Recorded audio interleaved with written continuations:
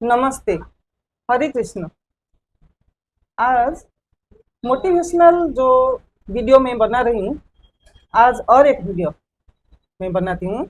ये है शशांक शेखर मिश्र, कैसे वो अपना लाइफ को सेट किया है। अभी उनका, आपका एज कितना है अभी? 70। 70 70 ईयर्स है। साल हो उनको 70 ईयर्स है। अभी उनका टाइम वो कैसे बिताया और क्या उनको बेनिफिट मिला, सोसाइटी को ये वो क्या मैसेज देना चाहते हैं, उसी के बारे में उनके मुख से हम सुनेंगे। नमस्ते। नमस्ते, हरे हरे कृष्णा। कृष्ण। मैं शशांक मिश्रा हूँ। मेरा उम्र 70 साल हो गया। मेरा जन्म उड़ीसा का एक छोटा गांव में था, ब्राह्मण परिवार में, गरीब परिवार में। बचपन में हम गांव में पढ़े थे। फिर मैं 11th क्लास पढ़ने के बाद, इंटरमीडिएट के बाद बरहमपुर जो उड़ीसा में है मेडिकल कॉलेज में MBBS पास किया। उसके बाद आर्मी में ज्वाइन किया। उसके बाद आर्म फोर्सेस मेडिकल कॉलेज जो है पूना में, वहाँ से MD मेडिसिन किया। उसके बाद FCCP दिल्ली में किया। और उसके बाद 33 साल आर्मी में मेडिसिन स्पेशलिस्ट कंसल्टेंट फिजिशियन जैसे नौकरी किया। लेकिन 1998 में मेरा मन में कुछ परिवर्तन आया। उससे भी पहले था कि दुनिया में लोग सफरिंग कर रहे हैं, why people are suffering, why I am also suffering. तो इसी के पीछे मैं लगा रहा। उसके बाद मैंने चर्च में गया, मस्जिद में गया, ओम शांति में जाके 15 दिन ट्रेनिंग भी लिया। फिर गुरुद्वारे में गया, रामदेव का ट्रेनिंग लिया, लेकिन मेरे मन में कहीं शांति नहीं मिला।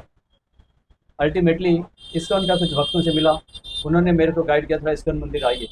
क्योंकि मेरे को किसी ने भी भारत की जो संस्कृति है, सभ्यता है, भगवत गीता, भागवतम, उपनिषद, इसके बारे कोई भी नहीं बोलता है। इसके लिए मैं सिकंदराबाद में 1998 में इस्कॉन में ज्वाइन किया।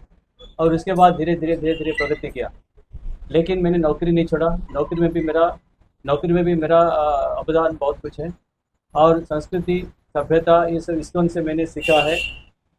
इस्कॉन में आने के बाद मेरे को होता है कि 4 नियम पालन करना: मांसाहार नहीं करना, जुआ नहीं खेलना, शराब नहीं पीना, अवैध संपर्क नहीं करना, और 16 माला का हरे कृष्ण कृष्ण कृष्ण हरे हरे, हरे राम राम राम हरे हरे, ये मंत्र का जाप करना।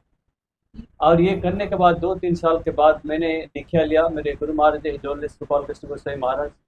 पहला इनिशिएशन लिया 2005 में। उसके बाद दूसरा इनिशिएशन लिया, दूसरा दीक्षा लिया मैंने 2010 में। और अभी मैं रिटायर हो गया आर्मी से 33 साल नौकरी करने के बाद। फिर भी मैं एक आर्मी का पॉली क्लिनिक है, रिटायर्ड लोगों को देखते हैं अहमदाबाद में। मैं अहमदाबाद में उनको देखता हूँ। मेरा घर उड़ीसा में है, लेकिन मैं अभी अहमदाबाद में सेटल हो गया। इसको ज्वाइन होने के बाद मेरा मन जो भटकता था, मेरे को कष्ट होता था, दुख होता था, ये सब मेरे को अभी कोई फर्क नहीं पड़ता है इसमें। लोग मेरे को गाली भी देके जाते हैं, कोई हंसते हैं, कोई प्रशंसा करते हैं, मेरे से कोई फर्क नहीं पड़ता। मेरा सहन शक्ति बढ़ गया। सहन शक्ति कैसा है कि कोई गाली देता तो पहले मैं छोड़ता नहीं किसी को, मैं झगड़ा करता था। और छोटे छोटे चीज़ें में मेरे को भी गुस्सा आता था, मेरा मन बेजलता होता था, मैं पढ़ नहीं सकता था। और पेशेंट कोई मर जाता था तभी भी मेरा मन दुख होता था।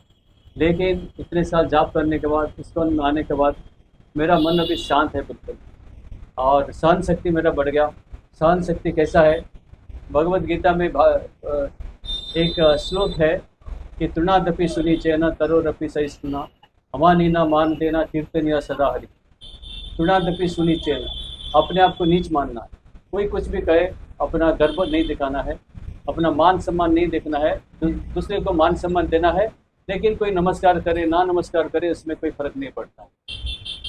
तरोरपि सहिष्णुना, तरु मतलब पेड़। पेड़ कैसे सहिष्णु है, इससे हमको सीखना है।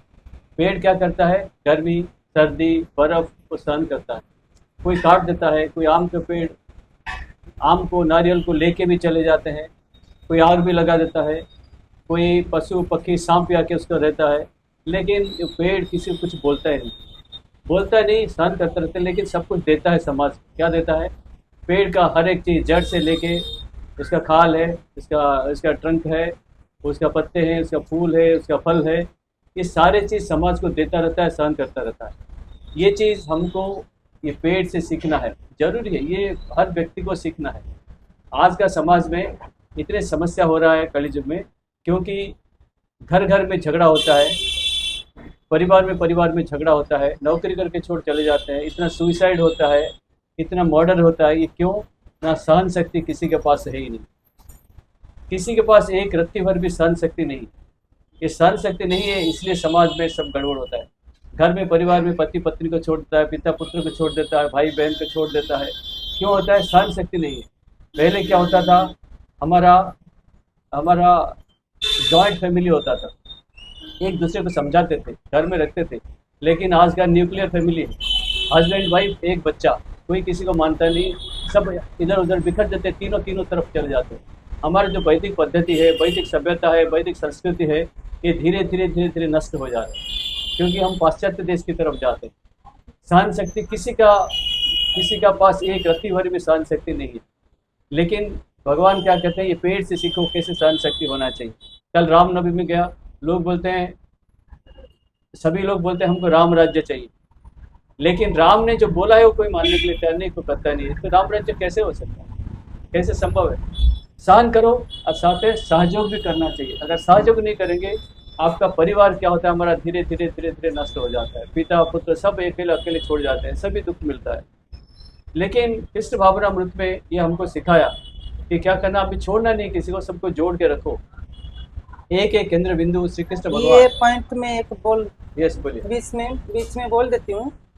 ये जो आजकल परिवार में होता है, कुछ सहने को पड़ता है तो फिर हम नहीं सहेंगे तो बोल के सब छोड़ देते हैं। एक दूसरे का जो साथ रहना चाहिए वो विदाउट पेशेंस, उनको पेशेंस नहीं रहता है, इसीलिए सब छोड़ देते हैं। ये वही महाराज बोल रहे हैं, हमको नहीं छोड़ना चाहिए।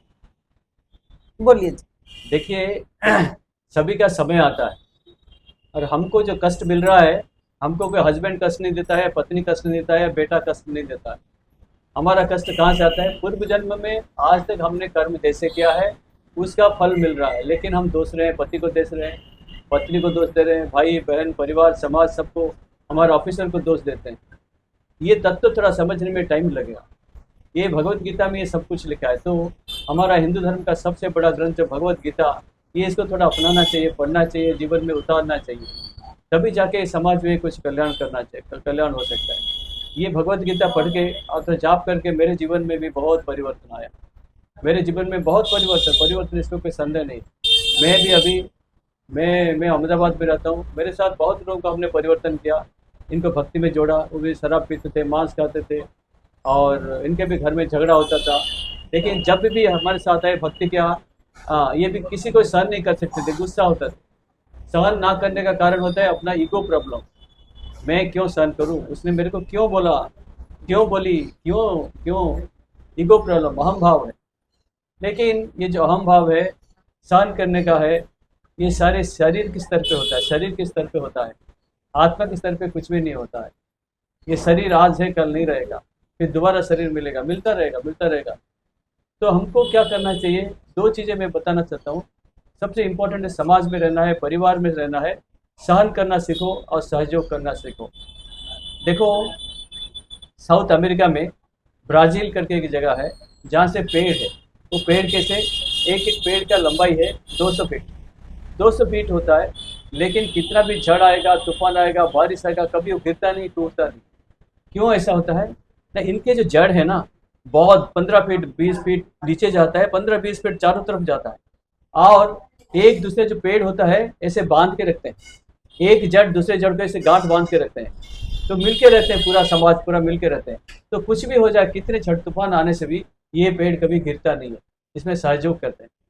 आप चींटियों को देखते हो, चींटी लोग क्या करते हैं, चींटी अपना वजन से भी ज़्यादा वजन उठा के चलता है।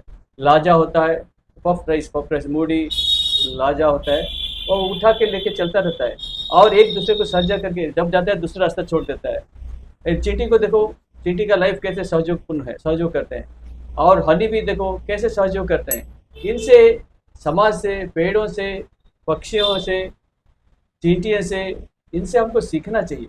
भगवान ये दिया है, हमको सीखना है, जिसके द्वारा हमारा जीवन कैसे सुख शांति में रह सकते हैं, परवर्ती समय में भगवत धाम जा सकते हैं। इसलिए अमेरिका में क्या हो रहा है, अमेरिका, यूरोप, फॉरेन कंट्री में एक साल में 60% डाइवोर्स होता है।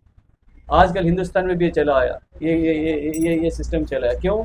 सहन शक्ति नहीं है, सहयोग नहीं करते। लेकिन हमारे से एक पीढ़ी पहले चले जाइए, 2 पीढ़ी पहले चले जाइए, ऐसा कुछ होता है। कोई कोर्ट कचहरी नहीं था, समाधान घर में होता था, गांव में होता था, क्योंकि लोग सहन करते थे। तो दो ही चीज़ें हमको ज़्यादा समाज में रहने के लिए सीखना घर में, सहन करो, टॉलरेट एंड कोऑपरेट। जैसे कि if आप आम को देखते हो, आम को देखते हो या नारियल को देखते हो, नारियल आम क्या करता है, पेड़ के छोटा रहता है, आम मार्च महीने में छोटा रहेगा, जून महीने आएगा बड़ा हो जाएगा, रसीला हो जाएगा, टेस्टी फ्लेवर सब आ जाएगा, लेकिन 3 महीने तक उसको टिक के रहना चाहिए, पेड़ में रहना चाहिए, गिरना नहीं चाहिए। ऐसे भी नारियल छोटे से बड़ा होकर 4 महीने में आ जाता है, कितना अच्छा सा पानी मिठाई सब कुछ अच्छा उसका नारियल मिलता है, क्यों, पेड़ में रहता है। हमको भी जिस परिवार में रहते हैं, परिवार में हम उस घर में जुड़ के रहना चाहिए। छोड़ के आ जाएंगे, हमारा प्रगति सब खत्म हो जाएगा। इस परिवार में माता पिता संबंधी सगा भाई बहन समाज के साथ जुड़ के रहो, छोड़ के कभी नहीं आना, तभी हमारा विकसित हो जाएगा, प्रगति होएगा, हमारा परिवार भी बढ़ेगा, समाज भी बढ़ेगा और समाज में कल्याण हो सकता है। हरे कृष्ण। आपने देखा महाराज जी अपना लाइफ को कैसे पढ़ाई किया, गांव से आके पढ़ाई किया, मेडिकल कॉलेज में पढ़ाई करके आदमी ने मेडिकल जो ऑफिसर होते हैं वहीं पे ज्वाइन किया, फिर 33 इयर्स काम किया, सेवा किया, फिर जाके धर्म जो इस्कॉन का वो अपनाया, गीता का जो ज्ञान है वो अपने लाइफ में उनको अपना जो लाइफ स्टाइल पूरा गीता के अनुसार वो अपना लाइफ स्टाइल पूरा वैसे ही कर दिया। इसलिए मैं आई थी, उनके साथ मिली, फिर उनसे बोली आप कुछ बोलिए सोसाइटी को, आपको लाइफ को देख के शायद मोटिवेशनल जो आजकल रिटायर्ड लोग, ज़्यादातर रिटायर्ड लोगों के लिए ये मैं बना रही हूँ वीडियो, वो देखे सीखे और आपका रिटायरमेंट जो हो रहा है, आपका बेचैनी डर रहता है, फियर आ जाता है, गीता का ज्ञान लीजिए और देखिए महाराज जी पूरा स्वस्थ है, अभी भी सुबह 4 बजे उठ के अपना जो जॉब है काम है सब कुछ अपना काम खुद करें। इसलिए आप कुछ सीखिए और लाइफ में आपका आगे बढ़ाइए। इसी तरह ये रहा मोटिवेशनल वीडियो देखने के लिए धन्यवाद। हरे कृष्णा।